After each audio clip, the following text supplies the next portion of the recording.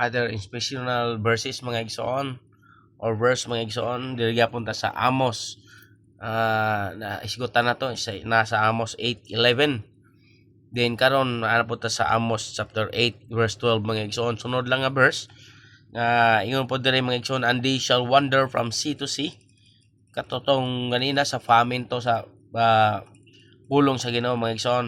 Famine from the hearing of God. But karon sa verse 12 na sab, and they shall wander from sea to sea, and from the north even to the east. They shall run to and fro.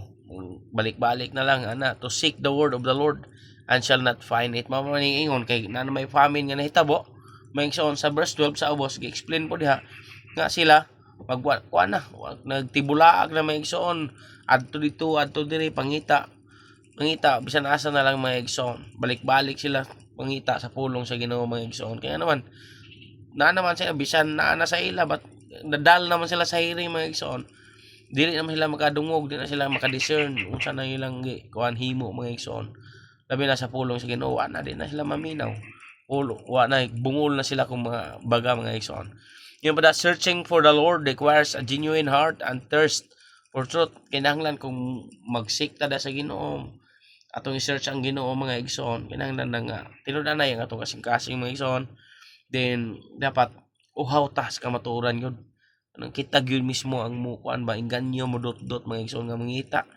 Nga ingani unsa man ning pulong sa Ginoo, unsa man ingana ba. We often contemplate a problem and seek the Lord in guidance when we already have our minds made up.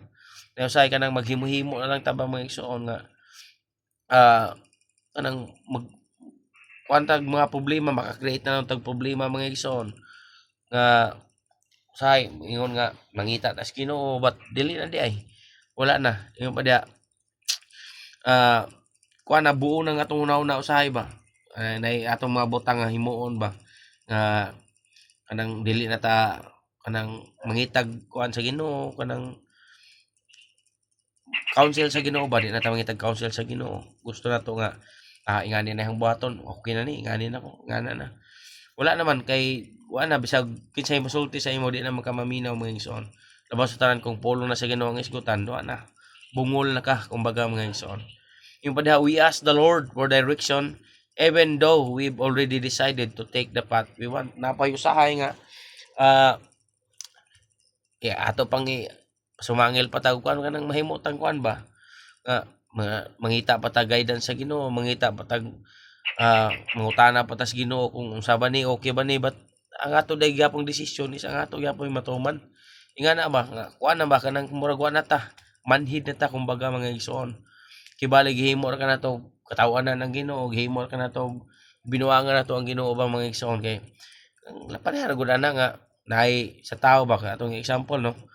Nangutana ka sa katao asa magdalan ani tudloan ka karon pero ang imong deep inside sa imong kagalingon ni katawar ka kay naman ang imo nang gipangutana nga dala nakatuod ka mismo nga na pero gitudloan ba gyud ka nga na ba naay mga sitwasyon nga ingon na ang nahitabo sa tong kagalingon mga igsoon nangayo ta guidance sa Ginoo pero ato gyapong kagustuhan ang isunod mao man ay pinakakuan na diha di gyapon kumbaga gibinuangan ra lagi nato ang Ginoo mga igsoon.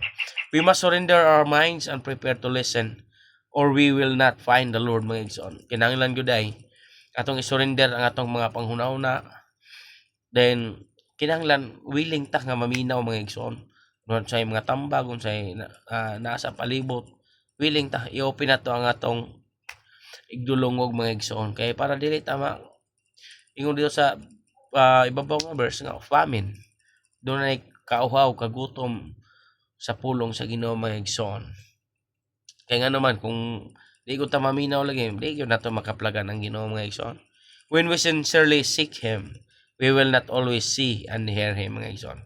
Kung ato siyang yung pangitaon, yun pa diya, we will always see and hear Him. Makita nyo na to siya mga igsoon, kung madungog na to na siya.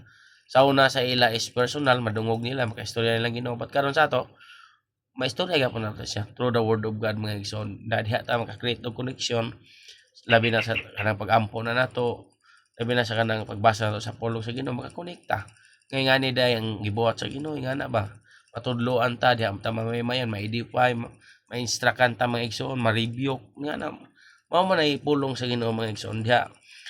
Bot pasabot ba kung always ta kasik sa pulong sa Ginoo dili gyud ta moabot sa katong ibabaw nga verse nga mahimong famine, mauhaw na ta sa igsoon or gutom na ta sa pagpaminaw sa pulong sa Ginoo mga igsoon. Kaya nga naman wala naman nato kay kuan gipangita ang Ginoo, dili naman nato priority ang Ginoo mga igsoon. But gitudloan ta when kung sincere gyud ang atong pagpangita da sa Ginoo mga igsoon is makitaan gyud nato siya, makaplagan siya nato pinaagi sa pulong sa Ginoo mga igsoon. Have a blessed day mga igsoon. God bless ka na tong tanan.